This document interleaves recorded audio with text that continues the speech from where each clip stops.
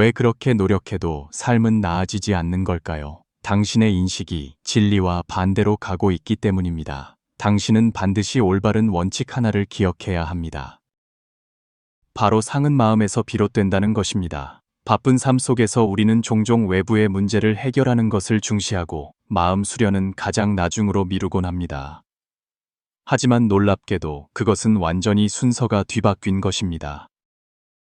왜 그럴까요? 외부의 모든 것은 내면의 반영이기 때문입니다. 영사기사가 바뀌지 않는데 스크린에 비친 영상이 어떻게 바뀔 수 있겠습니까? 눈앞의 사람, 사건, 환경은 이미 맺어진 열매입니다. 비춰진 영상을 바꾸고 싶다면 반드시 마음속 관념을 바꿔야 합니다. 원인이 바뀌지 않는데 결과가 바뀔 수 있겠습니까? 마음의 관념을 바꾸는 것은 조금 바꾸는 것이 아니라 강력하게 가장 작은 세부 사항까지 바꾸는 것입니다. 참회가 철저할수록 외부에 반영된 영상은 더 빨리 바뀔 것입니다. 이것이 바로 자연의 도리이자 우주의 법칙입니다. 법칙에 따라 행동하는 자가 바로 신입니다. 그러므로 마음을 닫고 선한 생각을 지키는 것이 가장 우선되는 일입니다. 물론 어느 날 갑자기 이러한 인식의 변화가 당신의 마음에 깊이 파고든다면 축하드립니다. 그것은 당신의 수련의 길이 진정으로 시작되었음을 알리는 이정표입니다. 당신은 무엇이 주이고 무엇이 부수적인지 명확히 구분하게 될 것입니다. 당신은 더 정진하여 배우고 더 정진하여 자신을 성찰하며 더 정진하여 감사하고 다른 사람을 위해 살게 될 것입니다. 사실 이것은 당신의 삶과 전혀 충돌하지 않습니다. 왜냐하면 삶 자체가 바로 도량이기 때문입니다. 매분, 매초, 모든 사건, 모든 사람이 바로 당신의 마음을 단련할 기회입니다. 지금부터 매일 이 5글자를 말하기 시작해보세요. 매우 간단하지만 만약 당신이 해낸다면 앞으로 5년 후 당신의 삶은 매우 풍요로워질 것입니다. 최근의 삶이 순탄치 않다고 느낀다면 누군가 안부를 물을 때 절대로 불평하지도 왜 그런 일이 일어났는지 이유를 설명하지도 마십시오. 그저 미소 지으며 이 5글자로 대답하는 것만으로 충분합니다. 기억하세요. 반드시 미소 지으며 진심으로 말해야 합니다. 당신이 이 말을 더 많이 반복할수록 당신의 내면은 더욱 굳건해지고 기분은 좋아지며 몸은 활력으로 가득 차고 주변 관계 또한 조화로워질 것입니다. 그 5글자는 바로 점점 더 좋아질 겁니다입니다. 왜 이렇게 간단한 5글자가 그토록 큰 힘을 가질까요? 지금부터 심리학적 관점에서 3가지 이유를 설명해 드리겠습니다. 그중 마지막 이유는 당신이 한 번도 들어보지 못한 것일 겁니다. 하지만 당신이 이해하기만 한다면 그것은 당신의 삶을 이제부터 크게 변화시킬 것입니다. 첫 번째 이유, 당신에게 일어나는 모든 일은 당신 자신이 끌어당긴 것입니다. 그것이 바로 끌어당김의 법칙입니다. 당신이 계속해서 다른 사람들에게 자신의 부정적인 것들, 예를 들어 경제 환경이 나쁘다, 돈을 못 번다, 스트레스가 크다, 부부 갈등이 있다, 시어머니가 까다롭다, 자식이 말을 안 듣는다, 건강이 좋지 않다 등 어떤 면에서든 불평한다면 당신은 이것을 이해해야 합니다. 당신이 어떤 신호를 보내느냐에 따라 그에 상응하는 결과를 받게 될 것입니다. 그것이 바로 암시의 힘입니다. 당신이 다른 사람에게 이것이 안 좋고 저것이 마음에 들지 않는다고 말할 때 그것은 바로 당신 자신에게 그렇게 말하고 있는 것과 같습니다. 일단 당신이 스스로 좋지 않다고 단정해버리면 어떻게 좋아질 수 있겠습니까? 두 번째 이유. 당신이 다른 사람에게 하소연할 때 그것은 동정심을 구하고 있다는 의미입니다. 관심을 받고 싶어 하면 잠재의식 속에서 당신은 자신을 약하게 만들 것입니다. 생각해 보세요. 당신이 자신이 좋지 않다고 말할 때 활짝 웃겠습니까? 아니면 풀이 죽어 있겠습니까? 바로 그 풀이 죽은 표정이 당신을 더욱 약하게 만듭니다. 반면 점점 더 좋아질 겁니다라고 말할 때 당신은 스스로에게 삶을 더 좋게 만들 능력이 있고 귀인을 만나 도움을 받을 수 있으며 스스로 어려움을 극복할 수 있다고 암시하게 되고 당신의 잠재의식 속 자아 또한 점점 더 강해질 것입니다. 마지막 이유, 심리학에는 드라마 인지라는 이론이 있습니다. 즉, 신체적 경험과 심리적 상태 사이에 매우 강한 연관성이 존재한다는 의미입니다. 당신이 기쁠 때 당신은 자신도 모르게 웃게 됩니다. 그리고 반대로 당신이 웃으면 당신의 심리 상태 또한 즐거워집니다. 더욱이 점점 더 좋아질 겁니다는 동적인 표현으로 당신을 행동으로 이끌 것입니다. 당신은 이해해야 합니다. 많은 경우 우리가 잘 살지 못하는 이유는 항상 생각의 단계에 머물러 있기 때문입니다. 어려움을 생각하면 즉시 행동할 동기를 잃어버립니다. 너무 이상적으로 생각하면 작은 장애물에 부딪혔을 때 쉽게 물러서게 됩니다. 하지만 점점 더 좋아질 겁니다는 우리에게 계속해서 행동하라는 신호입니다. 행동이야말로 불안에 저항하는 가장 미묘한 방법이며 우리 삶을 더 풍요롭게 만드는 원동력입니다. 그러므로 누군가 당신의 안부를 묻거든 미소 지으며 그 5글자를 말하세요. 점점 더 좋아질 겁니다. 건강도 아주 좋고, 일도 아주 좋고, 남편도 아주 좋고, 자식들도 아주 좋고, 모든 것이 점점 더 좋아지고 있습니다. 저를 믿으세요. 만약 당신이 매일 그것을 반복한다면 당신 내면의 불안과 걱정은 점점 줄어들고 삶은 자연스럽게 좋아질 것입니다. 자신에게 에너지를 더하기 위해 댓글을 남겨주세요. 점점 더 좋아질 겁니다. 동시에 사랑의 에너지를 전파하기 위해 좋아요를 누르는 것을 잊지 마세요. 당신이 사랑을 주어야만 사랑을 돌려받을 수 있습니다. 마음의 생각이 바뀌면 인생이 바뀔 것입니다. 당신은 이해해야 합니다. 외부의 모든 것은 단지 내면의 반영일 뿐입니다. 그 말의 의미는 당신이 인생에서 만나는 모든 사람, 사건, 사물은 이미 맺어진 열매라는 것입니다. 열매를 바꾸려 해도 소용없습니다. 그래서 겉보기에는 당신이 발버둥 치고 노력하는 것처럼 보이지만 실제로는 운명의 궤도에서 벗어나지 못하고 있는 것입니다. 당신이 안으로 돌아가 영사기사를 바꿀 때만이 결과가 따라 바뀔 수 있습니다. 이것이 바로 수행하는 사람의 운명을 예측할 수 없는 이유입니다. 비록 그들은 아무것도 바라지 않지만 바로 그 무욕 때문에 망념이 적어지고 마음이 맑아지며 운명 또한 바뀝니다. 그것은 마치 부산물처럼 물이 차면 배가 저절로 뜨는 것과 같습니다. 이것이 바로 내면의 경지, 국토의 경지입니다. 항상 청정함을 유지하는 사람은 하늘과 땅, 그리고 사람의 마음이 모두 따릅니다. 왕양명이 말했듯이 당신의 삶에 대해 너무 걱정하지 말고 오직 당신의 양심을 지키는 데만 신경 쓰십시오. 그럼 구체적으로 무엇을 해야 할까요? 저는 3가지 마음으로 요약했습니다. 만약 당신이 매일 꾸준히 실천한다면 분명 삶은 점점 더 좋아질 것입니다. 첫째는 감사의 마음입니다. 감사는 명상이나 좌선보다도 더 빠른, 가장 빠른 전환 방법입니다. 그것은 즉시 당신을 낮은 차원에서 높은 차원으로 되돌려 놓을 수 있습니다. 왜냐하면 사랑은 생명의 본질이며 가장 높은 에너지의 원천이기 때문입니다. 이런 말이 있습니다. 감사하는 마음을 가진 자에게는 더 많이 주어져 풍요로워질 것이고 감사하지 않는 자는 가진 것마저 빼앗길 것이다. 그러므로 당신이 감사할 때마다 당신 자신을 위해 복덕을 쌓는 것입니다. 그리고 당신이 불평할 때마다 당신의 복을 소모하는 것입니다. 그래서 저는 눈을 뜨자마자 감사를 시작합니다. 본래 원만했던 제 안에 진정한 자신에게 감사합니다. 모든 사람, 사건, 사물이 제가 원만함으로 돌아가도록 돕기 위해 온 것에 감사합니다. 이 생에서 제가 가진 모든 돈에 감사합니다. 그 덕분에 제가 생활하고 부모님께 효도할 수 있었습니다. 햇빛과 비에 감사합니다.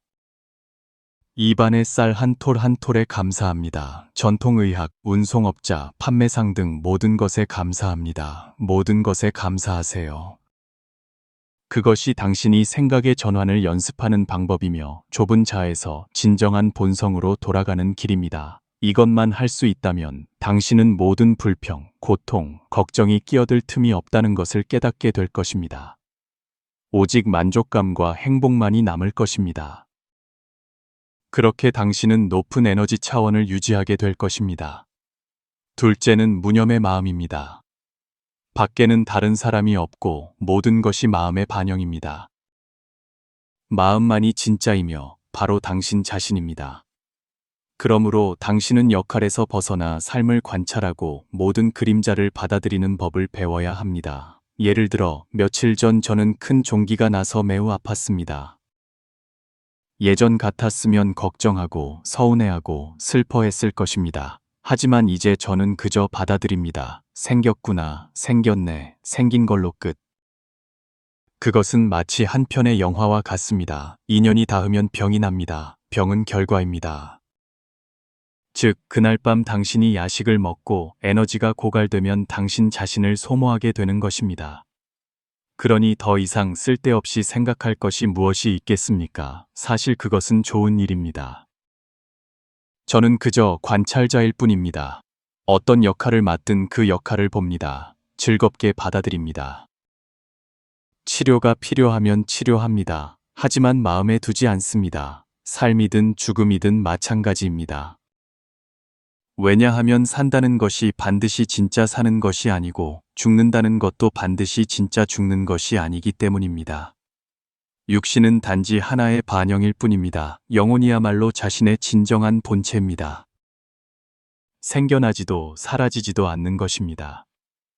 그렇다면 집착할 만한 것이 무엇이 있겠습니까? 무슨 수를 써서라도 반드시 이루어야 할 것이 무엇이 있겠습니까? 한마디로 요약하겠습니다. 모든 일에는 정해진 수가 있습니다. 하지만 우리는 그저 관찰자일 뿐입니다. 받아들입니다. 저항하지 않고 집착하지 않으면 마음의 잡념이 없어질 것입니다. 무념이란 곧 정념입니다. 정념이란 곧 바른 마음입니다. 셋째는 이타적인 마음입니다. 모든 것은 내면의 반영입니다. 그러므로 당신이 다른 사람을 위해 살 때만이 진정으로 자신을 위하는 것입니다. 사랑은 생명의 본질입니다. 올바른 길은 자연의 법칙입니다. 법칙에 순응하여 사는 자는 신에 가깝습니다. 해방군을 보십시오. 왜 그들은 그토록 혹독한 조건 속에서 승리할 수 있었을까요? 왜냐하면 지도자가 5글자를 제시했기 때문입니다. 인민을 위해 복무하라. 이 타심이야말로 도에 부합합니다. 그래야만 생명의 무한한 잠재력을 열 수 있습니다. 다른 말로 하면 그래야만 하늘이 당신을 돕습니다. 그러므로 마음을 일으키고 생각을 움직일 때마다 항상 자문해 보십시오. 나는 가족을 위해, 다른 사람을 위해 무엇을 할 수 있는가? 이렇게 자주 생각을 전환하면 당신의 마음은 점점 더 넓어지고 시야는 점점 더 포괄적으로 변할 것입니다. 기운이 강해지고 에너지가 높아지면 자연스럽게 같은 주파수의 사람들과 사물들이 당신에게 끌려올 것입니다. 결론적으로 중생은 결과를 기다리지만 보살은 이미 원인을 심었습니다. 반영의 인연을 바꾸고 마음의 생각을 정화하는 것이 근본입니다. 그러니 걱정하거나 두려워할 필요가 없습니다. 당신은 그저 3가지 마음으로 살면 됩니다. 감사의 마음, 이타적인 마음, 그리고 이를 만났을 때의 무념의 마음입니다. 마음을 닦는 것은 인생에서 가장 중요한 과제입니다. 하지만 절대로 수행에 집착하지 마십시오. 그렇지 않으면 닦을수록 더 집착하게 되고 닦을수록 더 고통스러워집니다. 진정으로 깨달은 사람은 겉보기에는 평범한 사람과 다르지 않습니다. 반드시 특별한 옷을 입거나 느릿느릿하게 말할 필요는 없습니다. 차이점은 사람, 사건, 사물을 대하는 방식에 있으며 매 순간 인연에 순응하고 포용하며 집착하지 않고 번뇌하지 않는 것입니다. 어떤 상황에서도 무조건적으로 즐겁고 평안할 수 있습니다. 오직 마음을 한 곳에 집중합니다. 어떻게 그들은 그럴 수 있을까요? 그들은 명심견성, 즉 생명의 진상을 이해했기 때문입니다. 육조 해능은 말했습니다. 본심을 잃으면 법을 배워도 소용없다. 반야심경에서도 말했습니다. 조겨놓은 계공, 도일체고액. 당신이 삶의 진상을 꿰뚫어 볼 때만이 모든 고통에서 해방될 수 있습니다. 모든 고통은 외부의 것을 진짜라고 여기는 데서 비롯됩니다. 반면 모든 것은 단지 마음의 반영일 뿐입니다. 마음은 거울과 같습니다. 어떤 인연을 만나면 그에 상응하는 형상이 나타납니다. 환영들의 결합이 이른바 인생이라는 것을 만들어냅니다. 그러므로 물질 세계는 진짜가 아닙니다. 예를 들어 펜 한 자루, 당신은 그것을 글씨를 쓰는 녹색 펜이라고 생각합니다. 하지만 개에게는 그것은 씹는 장난감일 뿐입니다. 그리고 개의 눈에는 펜이 회백색으로 보일 수도 있습니다. 만약 개미라면 어떨까요? 외계인이라면 어떨까요? 누가 알겠습니까? 분명 그것은 당신이 보고 있는 세상과는 다를 것입니다. 그러므로 인간은 상에 집착하여 그 환영을 붙잡고 진짜라고 여기며 가짜를 진짜로 만들어 진심이 망심으로 변질되게 합니다. 거기서부터 분별하고 집착하며 탐욕, 분노, 어리석음, 교만, 의심이 생겨나고 바라는 것을 얻지 못하면 고통이 생깁니다. 여기까지 듣고 이해하셨나요? 당신의 진정한 본성은 본래 항상 깨어 있고 항상 평안하고 원만하며 자유롭고 풍요로우며 가능성으로 가득 차 있습니다. 그 거울은 처음부터 끝까지 변한 적이 없습니다. 똥을 비추든 금을 비추든 그것은 여전히 거울이며 아무런 영향도 받지 않습니다. 그러니 자신의 본심을 믿으세요. 아무것도 닦을 필요가 없습니다. 닦아야 할 것은 가짜를 진짜로 만드는 습관, 당신이 거울임을 잊고서 반영된 형상에 집착하고 분별하고 고통을 낳는 것입니다. 그러므로 고통은 단지 오해일 뿐입니다. 진상을 꿰뚫어 보아야만 삶의 크고 작은 모든 일에서 가짜를 진짜로 삼는 습관을 바꿀 수 있습니다. 더 이상 오해하지 않고 더 이상 집착하지 않으면 고통이 없어지지 않겠습니까? 그것이야말로 진정한 수행이며 마음속으로부터의 전환입니다. 모든 것은 신법에서 비롯됩니다. 하지만 현재 많은 사람들이 이 진상을 모릅니다. 그들은 여전히 외적인 형상에서 수행하고 있으며 본질적으로는 여전히 꿈속에서 꿈을 고치려 하고 있습니다. 예를 들어 수행은 단순히 방생을 생각하는 것만이 아닙니다. 당신은 많은 작은 동물을 놓아줄 수 있지만 만약 마음에 여전히 집착과 원망이 가득하고 진상을 보지 못하며 계속해서 가짜를 진짜로 삼는다면 모든 것은 단지 심리적인 위안일 뿐입니다. 당신은 고통에서 해방되지 못할 뿐만 아니라 방생을 그만두거나 다른 어떤 변고 때문에 더 많은 번뇌를 낳을 수도 있습니다. 진정한 방생은 바로 자신을 놓아주는 것이며 이 평생을 놓아주는 것입니다. 모든 것이 꿈, 환상, 물거품, 그림자입니다. 스스로를 관조하고 진상을 꿰뚫어 보며 집착을 내려놓고 바로 지금 이 순간 참나로 돌아가면 저절로 자유로워질 것입니다. 또 다른 예로 수행은 맹목적으로 채식을 하는 것도 아닙니다. 당신이 비록 채식을 하지만 마음속으로는 고기를 매우 먹고 싶어 하고 단지 이것저것을 얻기 위해 채식을 한다면 그렇다면 바라는 그 사람은 누구입니까? 당신이 얻고 싶은 것은 무엇입니까? 여전히 상에 집착하고 여전히 가짜를 진짜로 삼고 있는 것이 아닙니까? 단지 집착의 내용이 바뀌었을 뿐입니다. 예전에는 학업 성적에 집착했다면 지금은 공덕에 집착하는 것으로 바뀐 것입니다. 그렇다면 옛날 양무제는 국력을 다해 절을 짓고 불상을 만들었으니 분명 공덕이 누구보다도 많았을 것입니다. 하지만 보리달마 조사는 그에게 공덕이 없다고 말했습니다.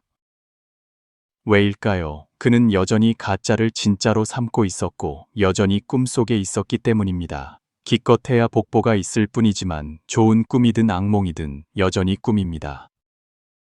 당신의 참나, 당신의 본심을 믿으세요. 본래 청정하고 생겨나지도 멸하지도 않으며 흔들리지 않고 만법을 낳을 수 있으며 본래 완전합니다. 그럼 당신은 꿈속에서 계속 꿈꾸는 것이 좋겠습니까? 아니면 진정한 자신으로 사는 것이 더 낫겠습니까? 붙잡는 것은 소화의 영리함이고 내려놓는 것이야말로 참나의 지혜입니다. 붙잡으면 구해도 얻지 못하는 고통이 있을 것이고 내려놓으면 오직 평온함, 한가로움, 그리고 자유로움만이 있습니다. 만약 한 사람이 끝까지 내려놓을 수 있다면 그것은 그 사람이 자신의 참나로 다시 살아났다는 것을 증명합니다. 내려놓음을 포기로 오해하지 마십시오. 내려놓음은 더 높은 차원의 지혜입니다. 왜 당신은 항상 긴장하고 걱정하며 실패 속에서 살고 다른 사람들은 가볍고 자유롭게 승리할 수 있을까요? 그것은 여러분이 거는 판돈이 다르기 때문입니다. 공자가 제자 안회에게 한 가지 도리를 가르쳤습니다. 바둑 한 판에서 가장 중요한 것은 무엇일까? 기술도, 운도 아닌 감히 판돈을 걸 수 있느냐는 것이다. 왜일까? 보아라, 어떤 사람은 기왓장 조각을 판돈으로 삼는다. 그는 편안하고 여유롭게 바둑을 둔다. 그 기왓장에 마음을 두지 않기 때문이다. 그래서 그는 서두르지 않고 걱정하지 않으며 한 수 한 수 확실하게 둔다. 어떤 사람은 귀족이나 문무관리가 허리에 차던 신분의 상징인 허리띠 고리를 판돈으로 삼는다. 그는 조심스럽게 둘 것이다. 그것을 잃을까 두려워하고 마음속에 두려움이 가득하며 손발도 부자연스러워진다. 그리고 황금을 판돈으로 거는 사람은 바둑이 시작되기도 전에 이미 정신이 혼란스러워지니 결과는 불보듯 뻔하다. 그는 결과에 너무 마음을 쓰기 때문에 얻을까 잃을까 두려워하여 기품과 용기를 모두 잃어버린다. 이 이야기를 듣고 무엇을 깨달았습니까? 얼마나 많은 사람들이 자신의 행복이라는 판돈을 한 가지 일, 한 사람에게 걸고 스스로를 막다른 골목으로 몰아넣어 빠져나오지 못하는지요. 당신은 그 사람에게 너무 마음을 쓰고 그 일을 너무 중시하기 때문에 조금만 뜻대로 되지 않아도 그것에 시달려 죽을 지경이 됩니다. 하지만 핵심은 당신이 그들을 탓할 수 없다는 것입니다. 왜냐하면 외부의 모든 것은 본래 무상하기 때문입니다. 사람은 무상하고 일도 무상합니다. 바로 당신이 수많은 변화 속에서 불변하는 것을 찾으려 했기 때문에 그것에 얽매이게 된 것입니다. 결국 우리 자신이 진상을 꿰뚫어 보지 못했기 때문에 어리석었고 억울한 고통을 겪은 것입니다. 그렇다면 어떻게 해야 할까요? 붙잡는 것은 욕망이고 내려놓는 것이야말로 지혜입니다. 당신이 내려놓을 수 있을 때 풀리지 않을 것 같던 모든 매듭이 즉시 풀릴 것입니다. 문제 해결 방법도 놀랍게 나타날 것입니다. 그렇다면 진정한 내려놓음이란 무엇일까요? 내려놓음은 포기가 아니며 삶에 대한 절망도 아니며 어떤 것에도 흥미가 없고 살아갈 동기가 없는 것도 아닙니다. 그것은 인연에 따르되 몸은 감당할 수 있지만 마음은 영향을 받지 않는 것입니다. 예를 들어 집착이란 무엇일까요? 내가 저것을 붙잡고 싶다. 그것이 집착입니다. 포기란 무엇일까요? 나는 더 이상 필요 없어. 던져버린다. 그것이 포기입니다. 그렇다면 내려놓음은 그냥 거기에 두는 것, 인연에 맡길 뿐입니다. 보세요. 붙잡지도 버리지도 않으니 얼마나 가볍습니까? 인연이 오면 그것이 나타납니다. 인연이 닿으면 저절로 사라집니다. 당신은 그저 그것을 받아들이고 그것이 본질 그대로 존재하도록 허락하지만 개입하지 않습니다. 개입하지 않는다는 것은 무슨 의미일까요? 당신이 그것에 주의를 기울여 옳고 그름, 좋고 나쁨, 얻고 잃음을 판단하여 거기서부터 집착과 고통을 낳지 않는다는 것입니다. 그것이 어떻든 상관없습니다. 좋든 나쁘든 모든 것이 꿈, 환상, 물거품, 그림자이기 때문입니다. 인생은 본래 진짜가 아닙니다. 외부의 모든 것은 단지 마음속에서 비롯된 반영일 뿐입니다. 이 소녀가 겪고 있는 모든 것은 과거의 의식의 흔적에서 만들어진 환영일 뿐입니다. 환영이라면 무엇 때문에 다툴 필요가 있겠습니까? 비유하자면 당신은 영화 스크린이고 인생은 눈앞에서 상영되는 영화입니다. 영화가 어떤 내용을 상영하든 스크린이 붙잡거나 포기할 필요가 있습니까? 없습니다. 스크린은 그저 고요하고 움직이지 않습니다. 그래서 육조 해능은 말했습니다. 당신의 참나는 본래 청정하고 본래 흔들리지 않으며 생겨나지도 멸하지도 않고 본래 완전하며 만법을 낳을 수 있다. 당신이 붙잡고 싶어 하는 이유는 그 영화에 집착하여 스크린 위의 것을 진짜라고 여기기 때문입니다. 그래서 집착이 생기고 구해도 얻지 못하는 것이 바로 고통입니다. 그러니 본래 해방되어야 할 고통이라는 것은 없습니다.